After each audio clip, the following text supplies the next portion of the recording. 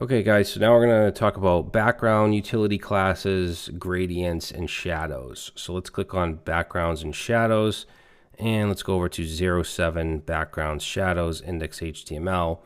And from here, I just want to load in a background image. So we'll have a div with a style attribute, and let's say background dash image, and we'll set that to URL, and that's going to be up one level in assets / image, and then we'll do image 1. So if I save it as is, we're not going to see anything because we have no content in the div. So let's just add some width and height on it. So we'll say class, and we'll use our height class here. Let's do H64, and then we'll do W-72. All right, so it's just a picture of a laptop.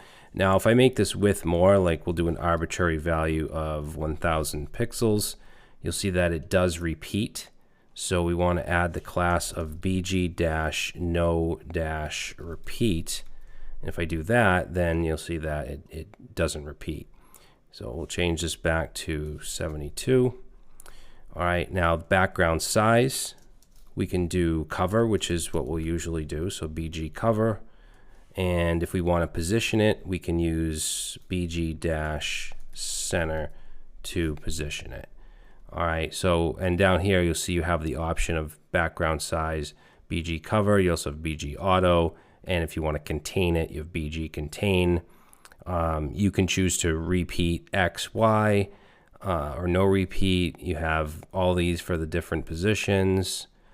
So we have lots of background utilities to format that. Now, as far as gradients go, Tailwind makes it really easy for that to create gradients. Let's do a height of 24. And then I want to have a gradient to the right, so we actually can do a class of bg-gradient, and then we can add the direction, so -2 and then -r. And then as far as the colors go, we can now add a from and a to color. So we can say from dash and then whatever color in shade, so we'll say cyan 500, and then we can also add a to, so from and then to. And for that, we'll do a blue -500 for that. All right, if I save that, now we get a nice gradient. And if we look at the actual CSS for this, let's go ahead and, whoops, we want to select that. So the actual CSS would be a background image, and then we have our linear gradient to right, and then the colors. All right, so this makes it pretty easy. And if I wanted to do to the left, I could change that to L. That goes the other way.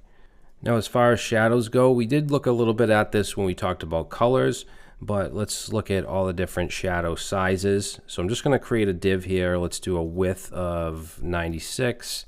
We'll do margin top on all of these just to separate them. We'll do margin left 4 and padding dash, let's do padding 3, and then for this one I'm going to just add shadow. And then I'm going to we'll just do lorem 20 for this, just to add some dummy data. Okay, so this is what it's going to look like, and then I'm going to copy this down. Let's copy that down a bunch of times. So yeah, we have shadow, which is going to give us this, and let's actually look at the value for the shadow here. All right, so we have the box shadow right here, and it's just using these variables. These are color variables that are defined up here. And so that's going to be just shadow. Then we have shadow MD, which is going to look like this. The shadow's a bit more prominent. And then I think LG should be the next one. So let's say LG. Okay, so that's this one here. Then we have shadow XL. So that too, and you can change these as well, you know, the values of these. So let's do shadow -2XL, and we're just going to add a few more of these, copy this down. All right, so that's shadow 2XL. I'm not sure how high these go. Let's go down here. I think 2XL is the highest. Then you also have shadow inner. So let's see. this is the last 2XL. So let's do, yeah, shadow dash inner. And that's going to be this one here. So you can see that's shadow inner. You have shadow none, but of course that's what the default. And then if you want to add colors, we could do shadow dash blue dash, let's say 500. And again, you can add the opacity value with a slash. So we'll say slash 50. And now you can see right here, we have the blue shadow. All right, if we wanted to do, let's say shadow dash red dash 500, and the default opacity is going to be 100. All right, so there's the red, and then we'll just delete this last one. So shadows are pretty easy, and doing box shadows in CSS is something I've always hated to do. So having these classes is nice.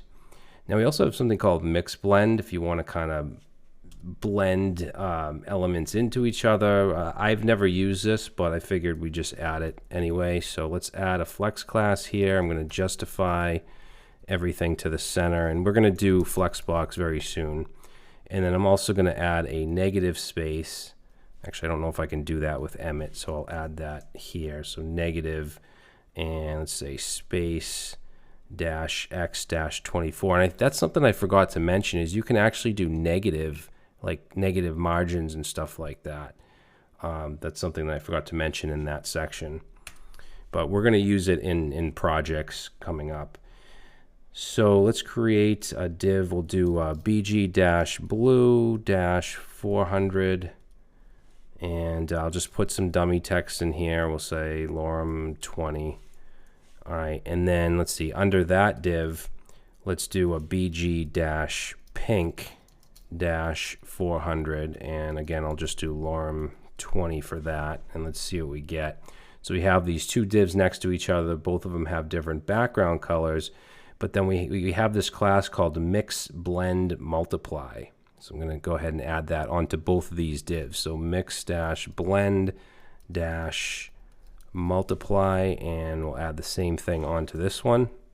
So mix dash blend dash multiply, and if we save that, now you'll see that it basically goes into it and creates the, you know, the mixed color or the mixed blend, I guess. So it's something you can do. I've never ever used this, but it's in the documentation, it's available, so I wanted to add it, and I figured this would be a good section to add it in. All right, but yeah, shadows you're going to use all the time, background, utility, classes. You might not use gradients, but it is nice to have the option. So in the next video, we're going to start to talk more about borders.